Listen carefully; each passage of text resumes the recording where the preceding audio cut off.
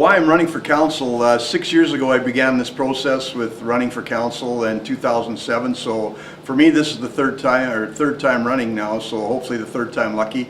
The reasons, I guess, is I thought there needed to be a change back in 2007, and I feel no different to that now. So for the past 6 years I've been lucky enough to be on 3 boards, and through this last 3 years since the last election I've been put on the Municipal Planning Commission, and I think through that I've gained lots of experience as to where the city's going and what the process is for a lot of the development that goes on within our city.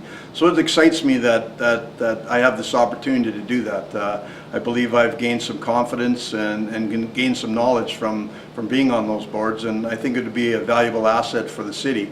And like I say, the city needs a little bit more leadership, and we need a little bit more direction, and hopefully we can do some of that in the next 4 years with the new council that's going to come on, and I hope that I'm going to be one of those new councillors.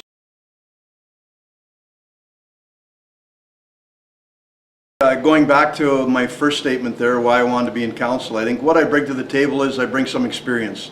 For the past 6 years I haven't sat still, or I haven't gone away from council. I've attended endless council meetings to see where council's going, what direction they're giving, what they're voting on, where they're moving forward, what plans they're developing, and I think that I've learned a lot over the last 6 years through that. So what I can bring to the table, I think, is a little bit of experience. I think that through the 6 years that I've been continuously going and learning more, I've gained that experience that is going to be valuable as a council member to the city of Medicine Hat. So I want to end up working with the people, as many people as I can. I want to bring some business into town, so I think that's where my strengths lie, at being a worker out in the community.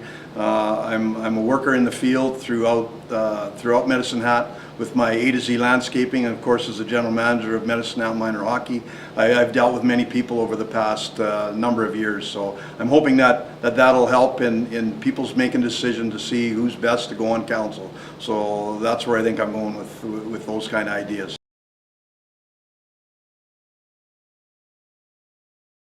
I think the biggest issue right now for the city of Medicine Hat is, of course, the flood that just passed by us here in 2013.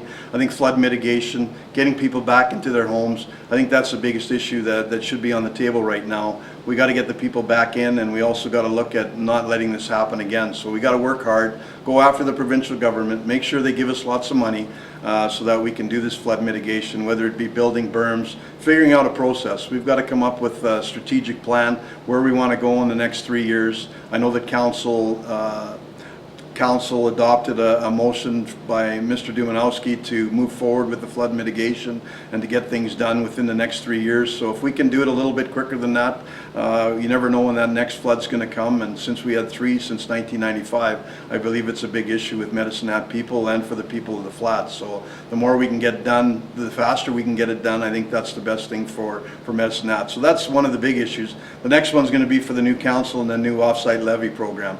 It's going to be a tough issue to get over, where we're going to go with it and how we're going to do it. I think that's one of the biggest ones that's going to come forward in November. We're going to have to deal with that, but I think getting people back in their homes is one of the most important parts for the people of Medicine Hat and for the ones that are directly involved in this. So I think that's one of the biggest issues that we have to overcome and move forward with.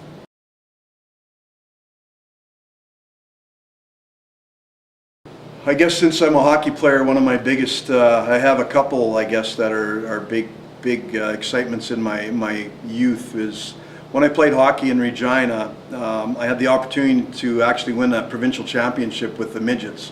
So with that came a trip to Quebec, where we didn't fare so well in that tournament, but I think it was a big highlight of my youth, where we won a championship through the province of Saskatchewan and then moved on to the nationals with the midgets. That was one of my biggest ones. And of course, moving on to the Regina Pats, we won the Western Hockey League championship in 1980.